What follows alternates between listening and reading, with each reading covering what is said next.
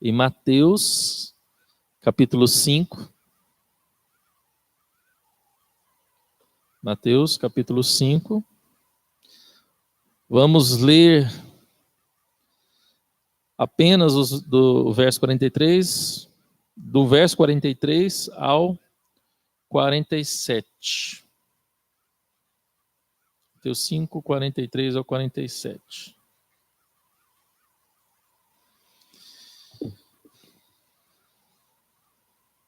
Assim está escrito: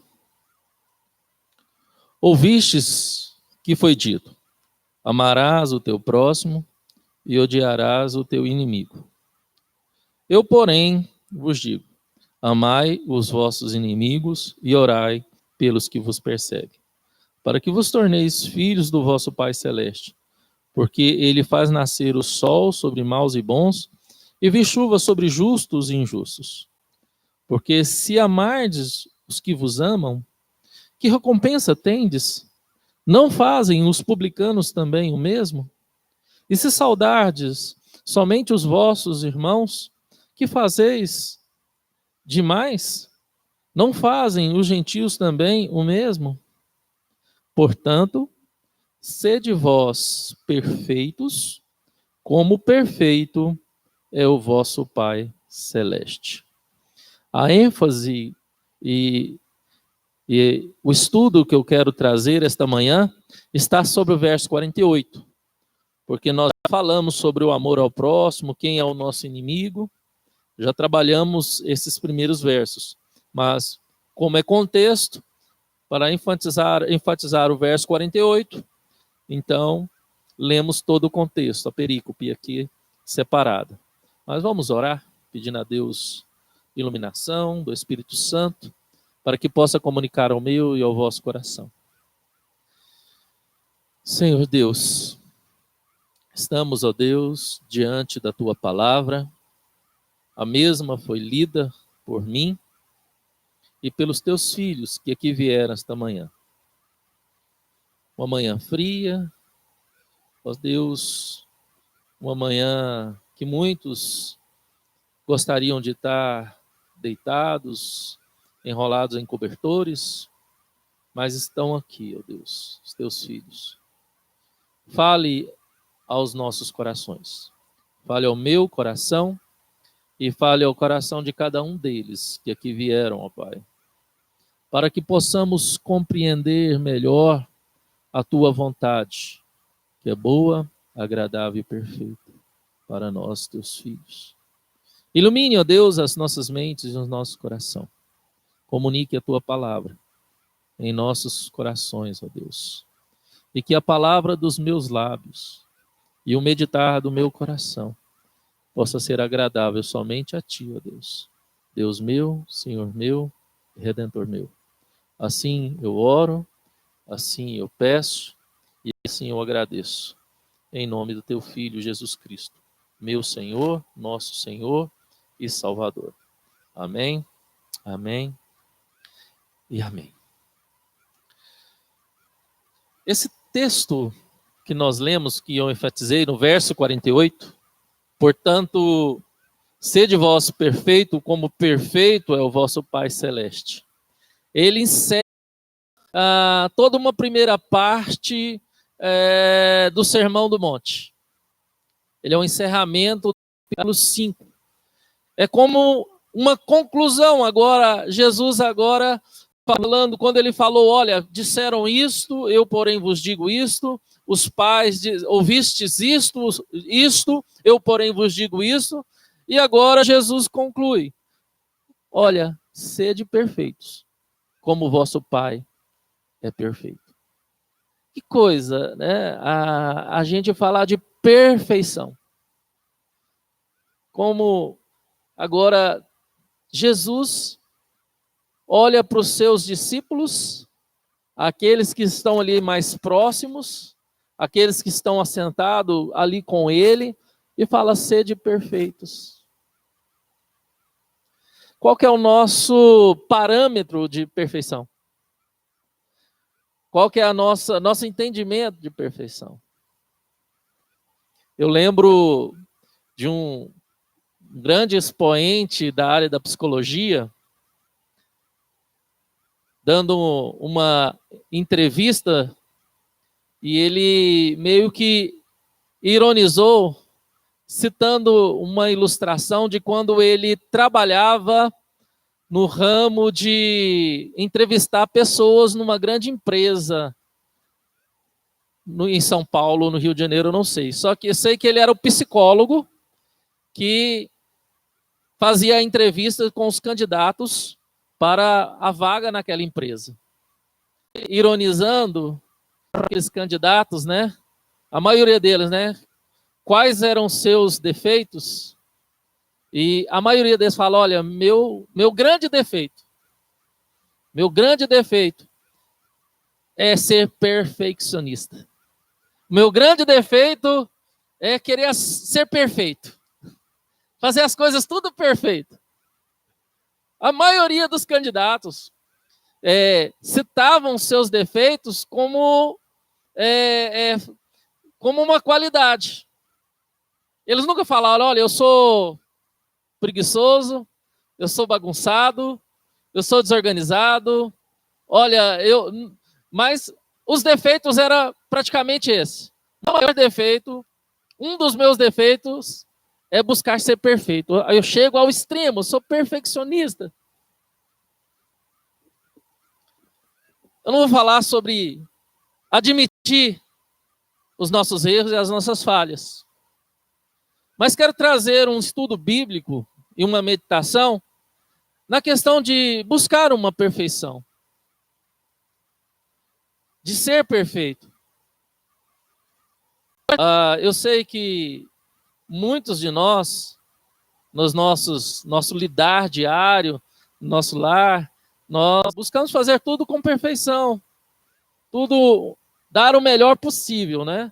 Eu vejo que as irmãs, quando vão cozinhar, os homens, né? E eu tive a experiência de cozinhar no fogão a lenha nessas férias, né? Os irmãos que me acompanharam aí, viu aí o toicinho, né? Frito, a feijoada que eu fiz, arroz carreteiro que eu fiz no fogão a lenha, né? E tentei dar o melhor possível para fazer essa feijoada, esse toicinho. E assim é nos nossos lares e assim também deve ser no nosso serviço. A gente tenta fazer tudo com perfeição. E isso é desde pequenos. Nós aprendemos com os nossos pais. Esses dias eu estava na cozinha, em cima do tapete, tem um tapete perto da pia, e ao sair desse tapete eu baguncei esse tapete. Esse tapete ficou meio que bagunçado. A Carolina viu o tapete bagunçado, foi lá, esticou o tapete e deixou arrumadinho. Menina de 3 anos já tentando deixar as coisas, né, perfeitas. Eu falei, uai, onde essa menina aprendeu isso, né? Embora ela coloque a sandália no pé tudo errado. O pé direito bota no pé esquerdo fala, Carolina, tá errado. Né? Aí ela senta e troca, né, a sandalinha e bota certo. Né? Eu não sei com os filhos de vocês se for assim, mas lá em casa, tanto a Ana Luísa quanto a Carolina, né, demorou a aprender a botar a sandália no pé certo. Era tudo trocado. Não sei se era pressa. Mas quando nós olhamos para esse texto, nós não podemos deixar de trazer à mente aquilo que eu sempre falo, eu sempre falei quando nós estamos lidando com um compêndio de ensinamentos, um compêndio teológico, né, ensinado aos seus discípulos, né, em relação à vontade de Deus. Porque o Sermão do Monte, de fato, é o sermão de Cristo Jesus, é a pregação de Cristo Jesus, não somente aos seus discípulos, mas àqueles que estavam ouvindo. Existiam, se assim a gente pode fazer, de uma forma bem simplória ou simplista, bem rápida, 2 tipos de ouvintes. Existia, né, a multidão que estavam seguindo a Jesus depois de uma série de milagres, sinais, prodígios e maravilhas, e Jesus era seguido por essa multidão. E havia aqueles que tinham interesse em ser discípulos de Jesus. Aqueles que tinham interesse em ser seguidores de Cristo, em ter um mestre. E a palavra de Deus diz que Jesus, ao chegar a um relevo, ao chegar a um elevado, a uma montanha, ele se assenta e chama seus discípulos para se aproximar dele.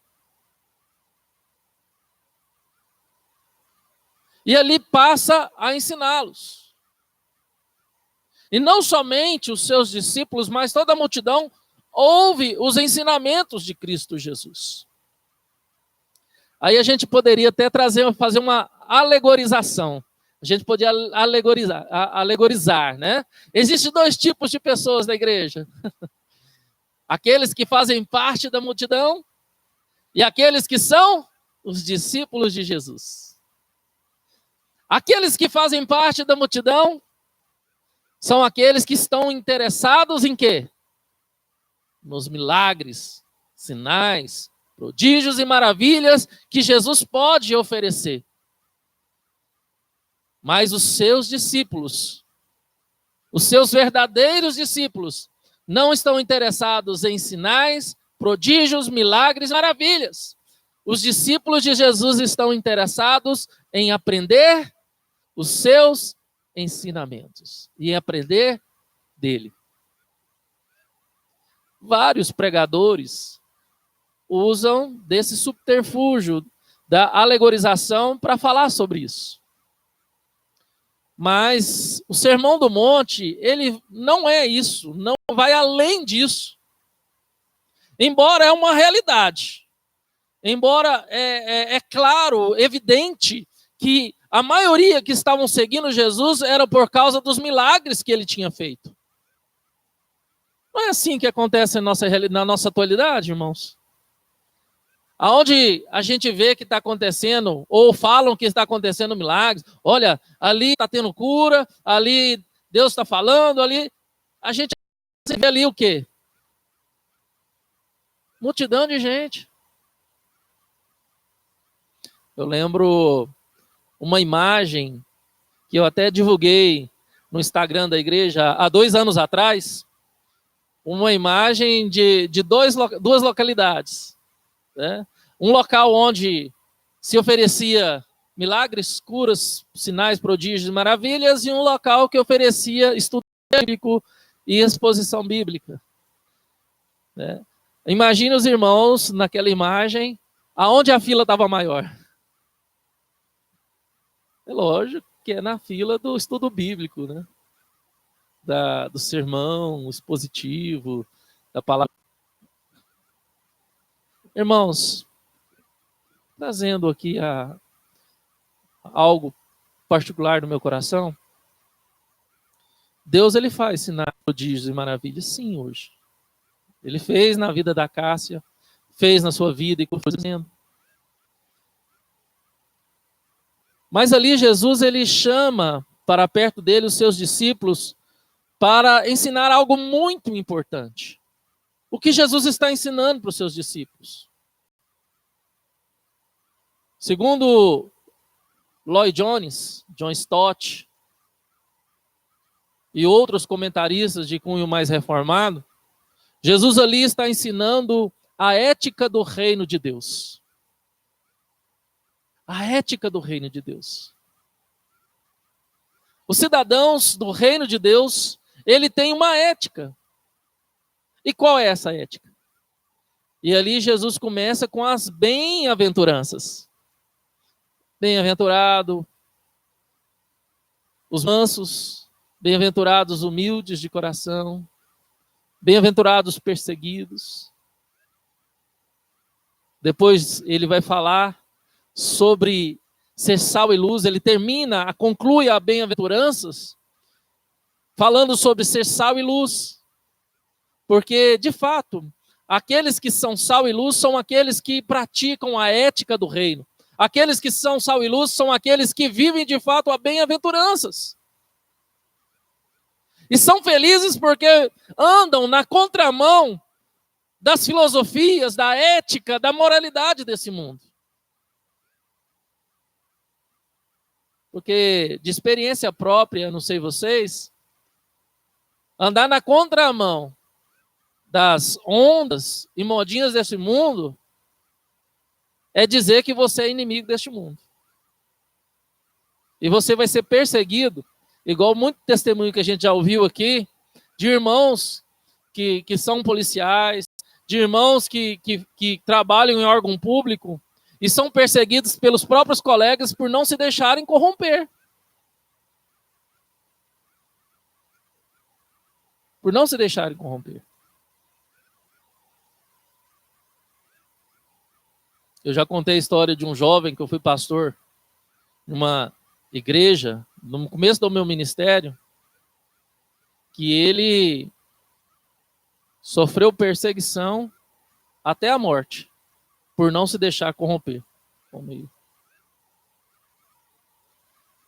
Ele tinha crises depressivas profundas, porque ele não queria fazer parte da corrupção que tinha no meio do órgão no qual ele trabalhava. E um dia ele amanheceu com um tiro na cabeça. Um jovem de 25 anos de idade. Isso naquela época de 2003. E eu lembro do aconselhamento, dos dias e dos momentos que nós choramos juntos. E oramos juntos. E não adiantava. Para onde ele pedia transferência, parece que não adiantava.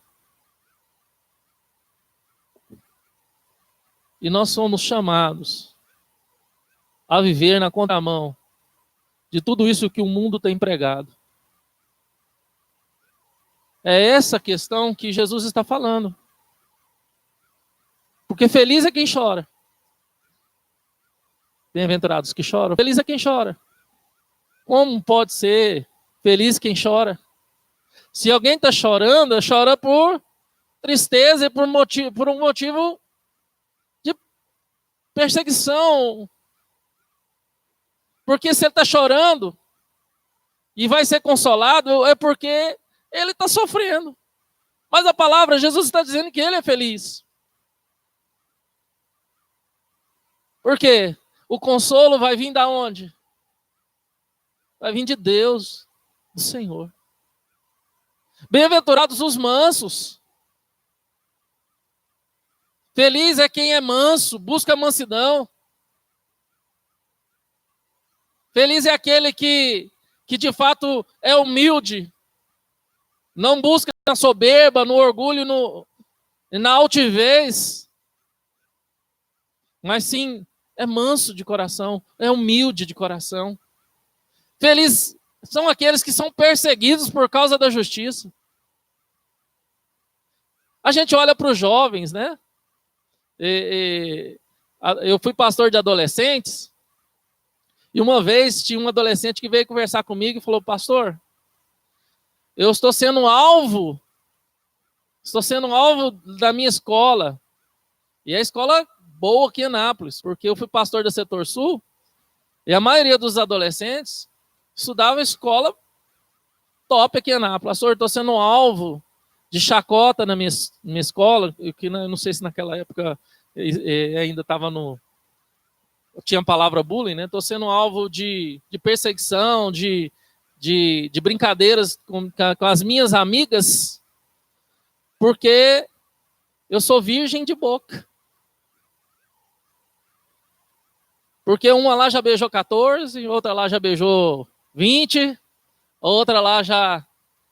E agora, porque eu sou virgem de boca, eu estou sendo alvo de zombaria das minhas amigas. E eu não beijei e não quero beijar, porque eu quero esperar aquele quem Deus tem para mim. Eu não quero beijar, sair beijando todo mundo e qualquer um. E se for para me casar virgem de boca, ou beijar aquele a quem eu tenho certeza que eu vou casar, mesmo que seja com 30 anos de idade, eu quero esperar. Eu fiz o casamento dela.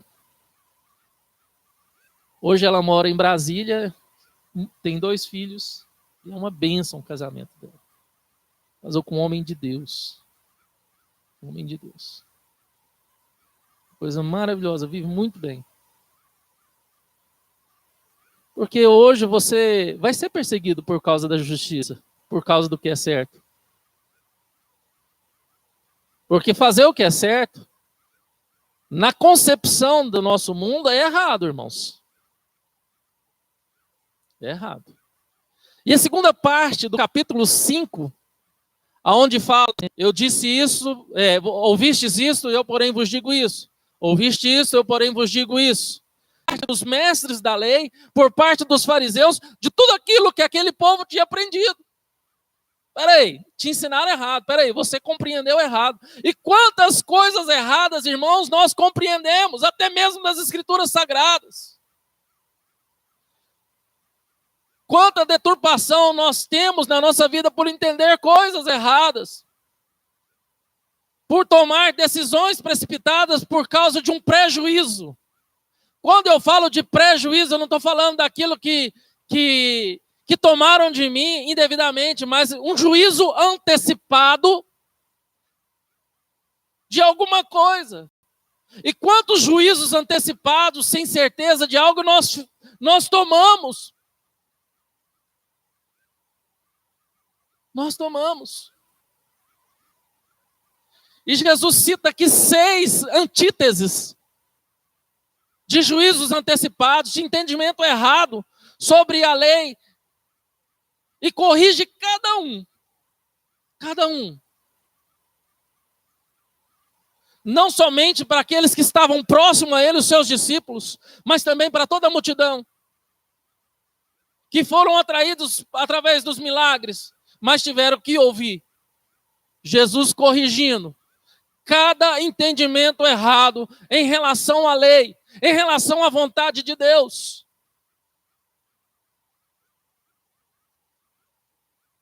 Eles conheciam a vontade de Deus. Eles buscavam conhecer a vontade de Deus. De forma errada, mas buscavam. E Jesus ali agora os atraiu. Como uma mosca é atraída pelo um doce, Jesus atraiu para que eles pudessem ouvir a correção que Jesus ia dar à interpretação da lei. Isso nos traz, irmãos, um questionamento ao coração. Será que nós nos preocupamos? Será que eu me preocupo? Você se preocupa? A buscar entender de forma coerente e correta os ensinamentos das Sagradas Escrituras? Será que nós buscamos nas Escrituras Sagradas entender corretamente o amor de Deus, a intenção do Pai, e uma forma de se viver a vida de maneira ética e moral, como deveria todo cristão? Porque nós somos tentados o tempo todo, por nós mesmos, pelo mundo e pelo diabo, a viver diferente.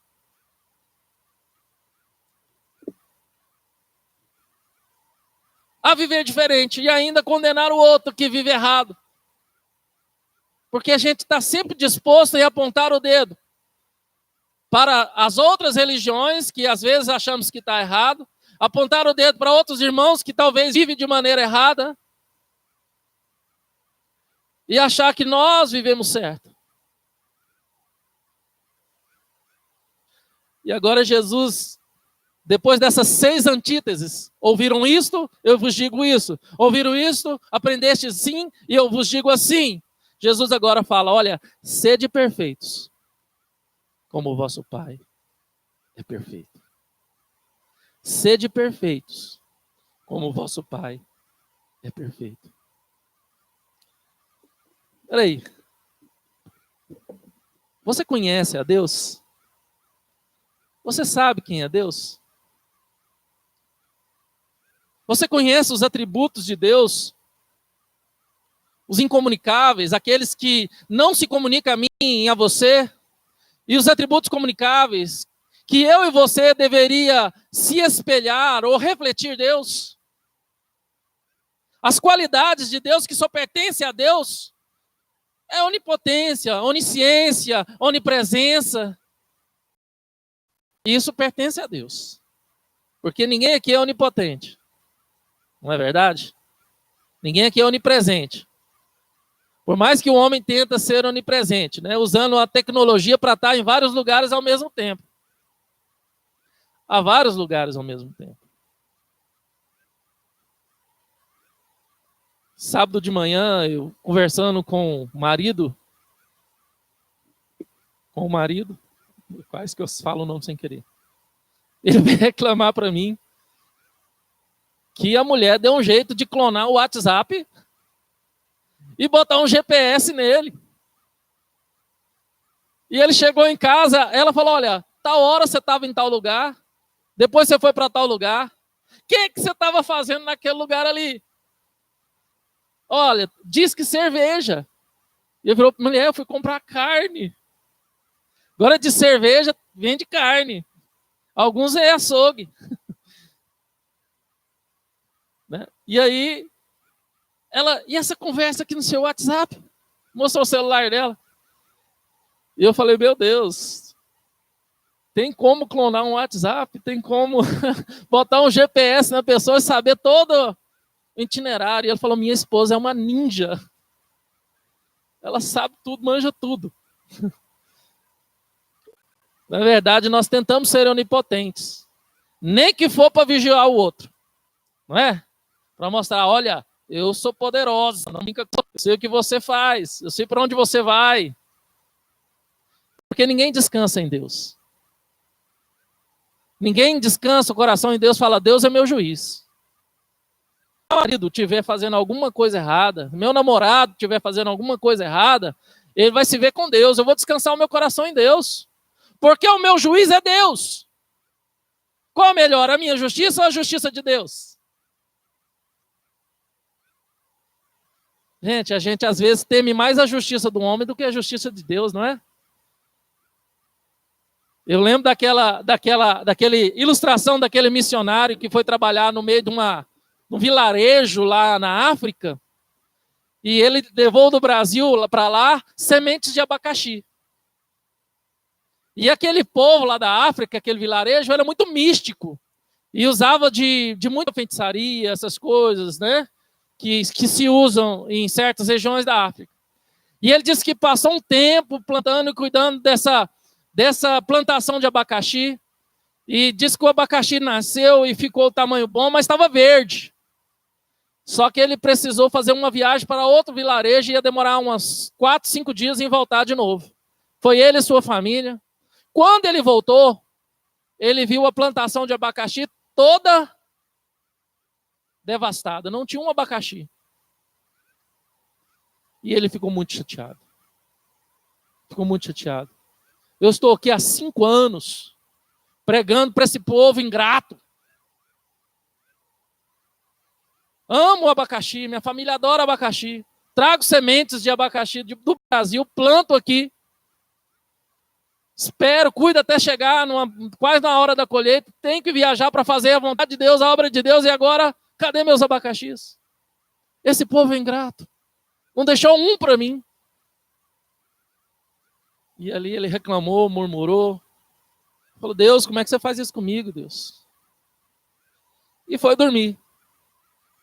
E ali no sono ele teve um sonho. E no sonho, ele ouviu claramente Deus falando, olha, sua vida é minha, sua família é minha, seu ministério é meu, e os abacaxis são meus. Pronto. Ele tinha até desistido de continuar a obra missionária, e por causa que ele estava sentindo a ingratidão por parte de todos aqueles do vilarejo. E no dia que ele reuniu na praça para pregar, ele falou, olha, eu estava com raiva de vocês, porque vocês pegaram os abacaxis na minha casa, no quintal da minha casa. Mas Deus falou para mim que os abacaxis não são meus, é dele, é de Deus, é do Senhor dos céus. Então descansei o coração. pregou, trabalhou o dia e foi dormir. No outro dia cedo, quando ele acordou e foi sair da porta de sua casa, balaios e mais balaios dos abacaxis na porta. E ele ficou sem entender. Ficou sem entender. Gente, Deus mandou eu ver uns abacaxis. E ali tinha um ancião daquela vila, e ele chamou, o que aconteceu? E aquele ancião, olha, nós achamos que o abacaxi era seu. Nós pegamos.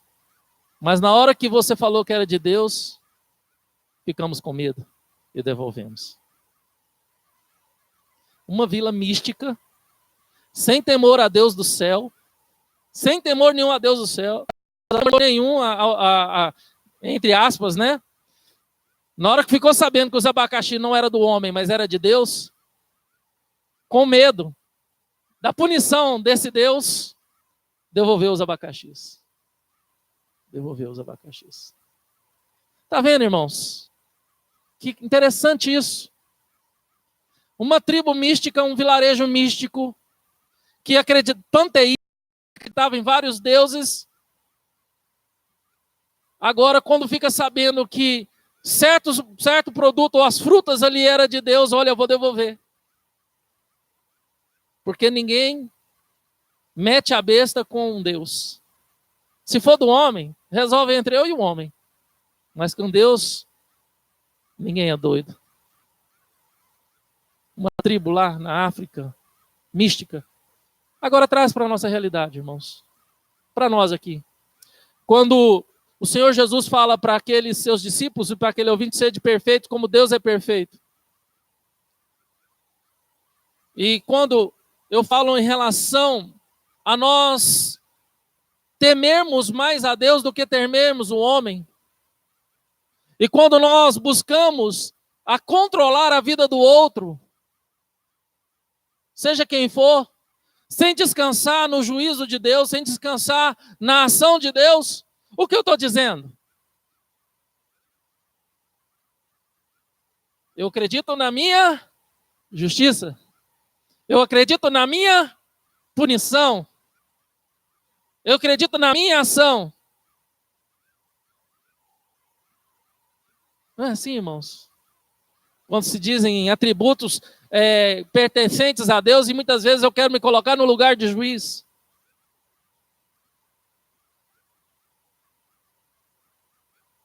Porque nós não conhecemos Deus. Primeiro porque Deus é perfeito em amor. Lá em João, 1 João 4:8, eu acredito que o Marcos leu esse texto. Está assim: aquele que não ama, não conhece a Deus, pois Deus é amor. Deus é perfeito em amor. E agora Jesus diz: sede perfeito como Deus é perfeito. E Deus é amor. Deus é perfeito em amor. E a pergunta que vem ao meu coração quando eu leio um texto desse: qual é a minha concepção de amor? Qual é a sua concepção de amor? Gente, o que tem se mais deturpado em nossa contemporaneidade é o entendimento de amor. Como as pessoas têm entendido o amor? Eles entendiam o amor. E eu falei sobre isso. Que eles entendiam que amar era apenas o próximo, a si mesmo e aos seus mais próximos ali. E qual é a concepção de amor hoje da nossa atualidade? O que eles acham que é amor? Lembro de muito tempo atrás, deve ter uns 5, 6 anos,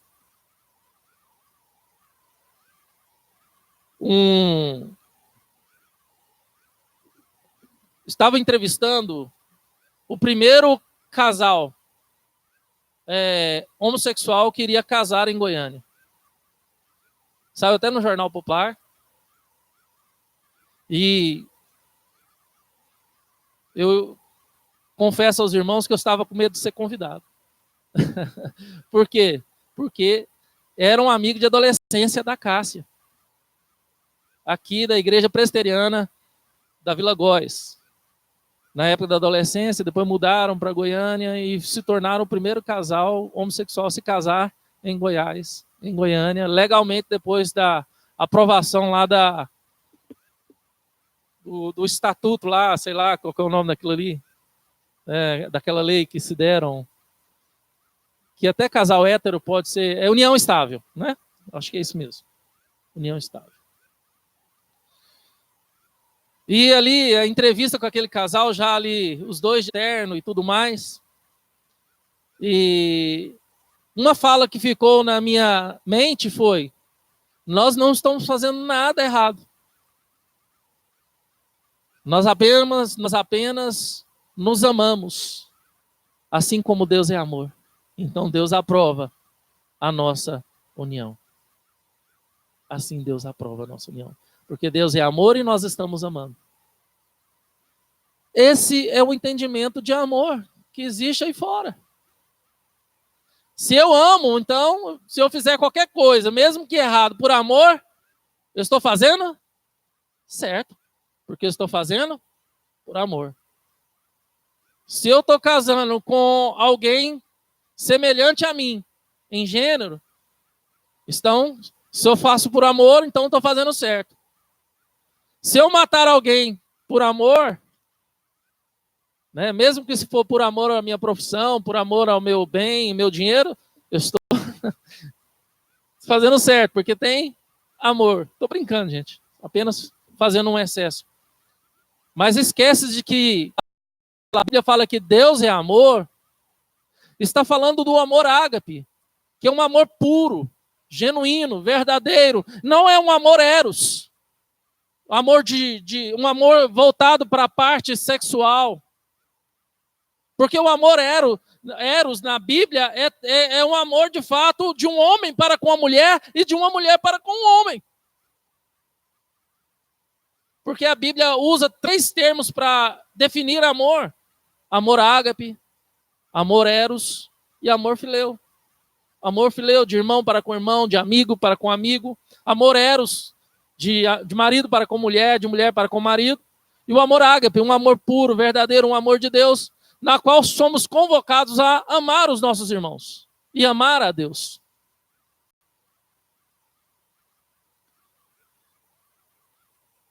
Deus é amor. E nos chama para ser perfeito nesse amor.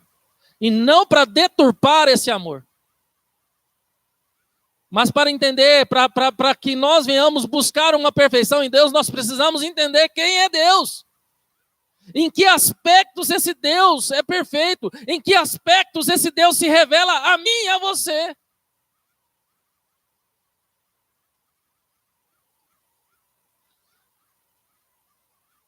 Deus é perfeito em todas as suas obras.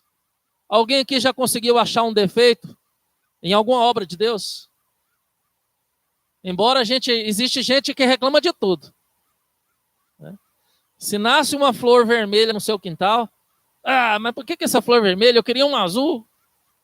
Eu queria uma amarela. Nunca está satisfeito. Vou falar: Deus, que perfeição, que maravilha.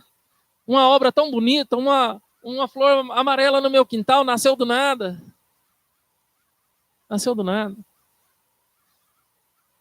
Fui pastor de uma senhora na igreja de vir para cá, e até hoje ela é assim.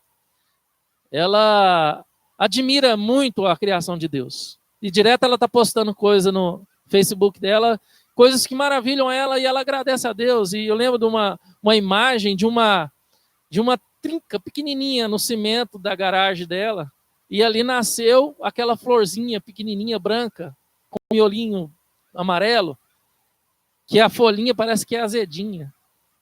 Parece quebra pedra que o pessoal usa para fazer chá pro rins. E ela fez um zoom e tirou uma foto e falou: olha que perfeição de Deus.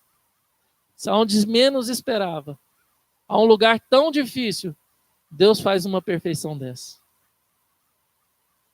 Irmãos, quando a gente estuda a teoria do design inteligente, quando a gente vai para os neodarwinistas, porque agora existem os neodarwinistas, são aqueles que estão descobrindo, por meio da perfeição na criação, por meio da perfeição das coisas criadas, que as coisas não são mero acaso. Quando eu olho para uma célula, quando eu olho para a criação de Deus, a organização e a forma perfeita das coisas no mundo, existe um Criador extremamente inteligente por trás de tudo isso. Eu comecei muito boa na área da medicina, chamada The Good Doctor. Conta a história de um jovem autista que se formou em medicina e trabalha num hospital e fazendo sua residência na área de cirurgia e tal. E toda vez que ele se vê diante de um caso, parece que vem na frente dele tudo aquilo que ele estudou, mostrando ali as opções e tal. Quando você vê aquilo ali e você depara com uma situação daquela, você vê a perfeição de um corpo humano. Uma coisa dependendo da outra, e Deus ali mostrando claramente, a gente vê ali em Deus, a Deus mostrando a perfeição da criação de um corpo humano. Tudo depende de alguma coisa. Seu sangue, né? Quando a gente olha de uma maneira mais básica, eu lembro que quando eu tive a minha primeira cólica de rins, eu estava em Brasília vendendo colchão, né? Ali em Valparaíso, dormindo na casa de um amigo meu, ali passando a noite, madrugada, aquela cólica terrível. Né? Isso porque eu não sentia sede, irmão. Até hoje eu não sinto sede. Você brinca, passa o dia todo sem tomar água. Eu não sinto sede. E ali eu passava, né, o dia todo sem tomar água e tal. E depois eu fui analisar, estudar, falei, gente, por que eu tô com pedra nos rins, né? E vi claramente, a água é o quê? Serve para lavar os rins das impurezas do sangue. Todas as impurezas no sangue, ela passa pelos rins, é purificado pelos rins. Se você toma água, como que essas impurezas vão sair do seu rins e para a urina? Porque essas impurezas no sangue que ficam retidas no filtro, que é o rim, elas saem pela urina.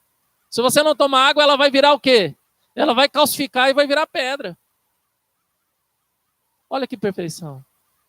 Deus fez todas as coisas perfeitas. A natureza é perfeita, a criação é perfeita. Isso revela um Deus criador perfeito. Por isso que lá em Deuteronômio 32, 4, se você quiser abrir, Deuteronômio 32, 4, está assim: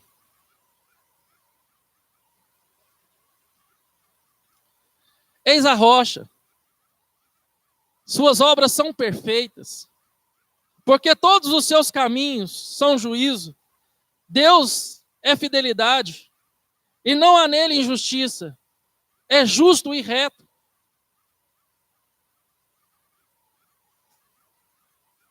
O autor aqui, Moisés, escreveu, colocou aqui, e denominado pela sociedade bíblica como o Cântico de Moisés, ele chamando a gente a olhar para a criação. Olha a rocha.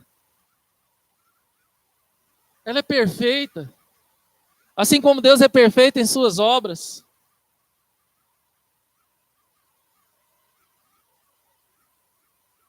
A gente conhece o Salmo, muita gente conhece o Salmo. Se eu não me engano, se não me falha a memória, aí, os reverendos que aqui estão, que fala assim: os céus proclamam as obras de Deus e o firmamento as obras das suas mãos. Salmo 119, Salmo 19. Os céus proclamam a glória de Deus e o firmamento as obras de suas mãos. Olha, se você está fraca na fé, se você está precisando de experiência com Deus, se você está desanimado, contemple a criação de Deus. Contemple a criação. Olha para a perfeição. Olha para o amor de Deus, cuidar de Deus nas coisas criadas. Olha para os seus filhos. Olha para a perfeição dos seus filhos. Olha para o mundo que está à sua volta. Olha o cuidado de Deus no seu lar. Olhe para os céus, para as nuvens, para as estrelas. E busque um Criador perfeito que criou todas as coisas perfeitas.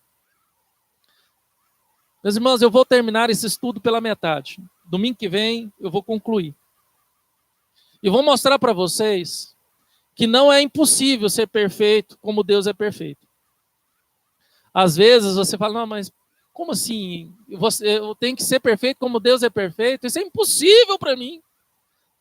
Porque muitas vezes a gente olha para nós e fala, nossa, eu sou um pecador miserável. Aquilo que eu deveria fazer, como Paulo disse, que era certo, eu não faço, mas o que eu deveria correr do errado, esse eu procuro e faço. Como eu vou ser perfeito? O pastor está querendo colocar um peso muito pesado nas minhas costas, um fardo muito pesado, porque eu nunca vou ser perfeita. Eu nunca vou ser perfeito. Então, se você quer saber como você vai ser perfeito e perfeita, sem peso nenhum nas suas costas, volte domingo que vem. Vou fazer igual o seriado, né? Do Netflix e esse do The Good Doctor. Não, esse não, porque cada episódio se encerra, mas é aqueles seriados que você tem que assistir o próximo para entender e tal. Então, volte domingo que vem e você vai saber como você pode ser perfeito, como Deus é perfeito. Sem se cansar, sem se preocupar, né? Sem se sentir culpada ou culpado. Oh, meu Deus, eu vou para o inferno porque eu não sou perfeita. Perfeito. Não, fica tranquilo. Domingo que vem, ou presencial ou pela internet, você pode continuar e ouvir. Amém? Alguma pergunta? Alguma resposta? Alguém quer falar alguma coisa dentro da lição que foi dada? Então tá joia. Vamos orar, agradecendo a Deus. Ó Senhor, Deus, te louvamos e bendizemos por esta manhã abençoada, na qual aprendemos do Senhor. Muito obrigado, ó Pai, pelos teus filhos que aqui vieram. Agora, Pai, nos leva de volta para os nossos lares e nos dê um domingo abençoado, um domingo de paz e alegria com os nossos familiares. Muito obrigado por esta manhã. Muito obrigado a Deus pela vida, pela criação, pela tua perfeição. Te louvamos e agradecemos em nome do Senhor Jesus Cristo. Amém, amém, amém. Está terminado o nome do Senhor Jesus. À noite estaremos aí.